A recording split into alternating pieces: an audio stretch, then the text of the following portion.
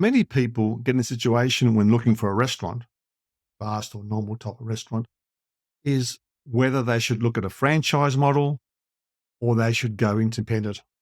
What's the advantage of it? Why is it a good investment to get the franchise? Let's discuss this right now. The short answer, it could be. To answer this question, I'll break this up a bit, get a better idea. Firstly, return on purchase price.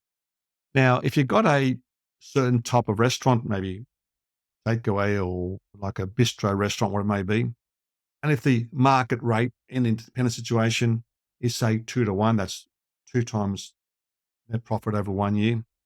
So if it's making $200,000 a year, it'd be worth $400,000. An equivalent franchise restaurant would be double that price.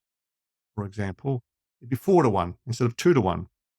Could vary slightly, give or take, but generally I've found in the past it's approximately double the price.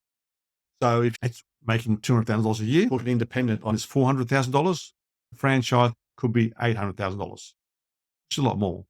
So it takes you 4 years to recover your initial outlay. There are advantages and disadvantages to this. Let's discuss this further. Big advantage of franchise restaurants is the high success rate. Most have a proven record, e.g. McDonald's or KFC or those other sort of restaurants. They usually do their homework very thoroughly.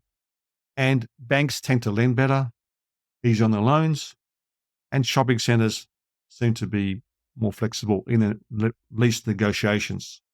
They have proven business systems, good training, marketing support.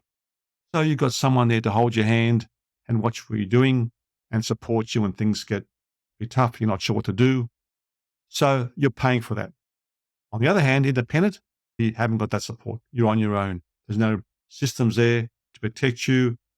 Obviously, how other businesses run before. Training, your own training, organize your own training people to train your staff, etc. So they're regarded as more stable and command a high price, as I mentioned before. Depends on your experience. Now, if you're very well experienced in the restaurant business or any type of business that matter that related to what you're buying, you may not need that systems in place and outside person to train you, that sort of thing. You're happy, things that worked for you in the past, the way you've been doing it. So there's a good chance they'll work again with this new venture. So that's why you're paying extra for the franchise, because you have to look after these things.